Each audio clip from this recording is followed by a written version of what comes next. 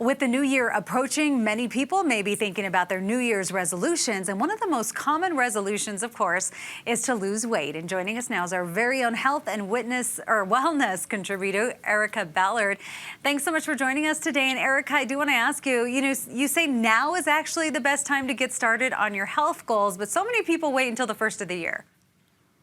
That's right. Now is actually the best time, even though I know we typically wait till January.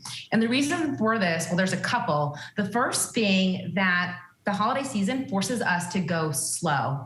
You see, when it comes to health goals, most people like to go all in, but a gradual approach is actually the best approach. Given that time is limited during the holiday season, it forces us to take that approach, which actually ends up being a blessing in disguise. Now the second reason why it's so helpful is because the holiday season actually presents us with triggers, which normally sound like a bad thing.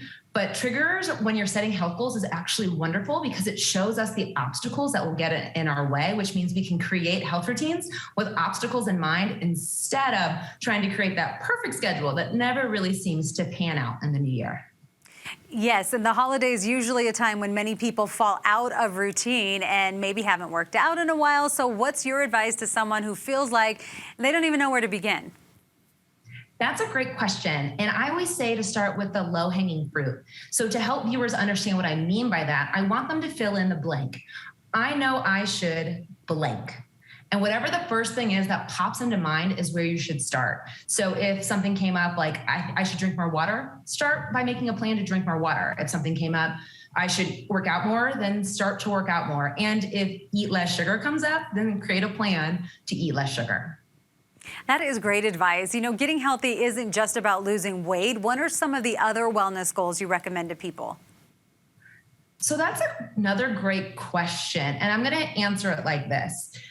What I have found in my experience is that it's never really about the weight loss for people. It's what they believe the weight loss will bring. And again, in my experience, the thing that people believe weight loss will bring is peace, happiness, and self-love.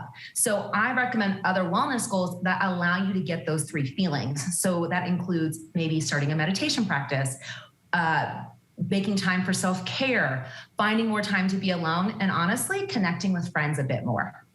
Yeah, especially because, a lot of us have been separated for so long because of the pandemic. So that sounds like a good plan. Is there anything else you want to say to inspire people as they get started on their wellness journey?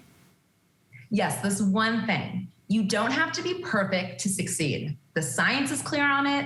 The experts know that, which means you're the only person who thinks you have to be perfect to reach your health goals, and you just don't have to be.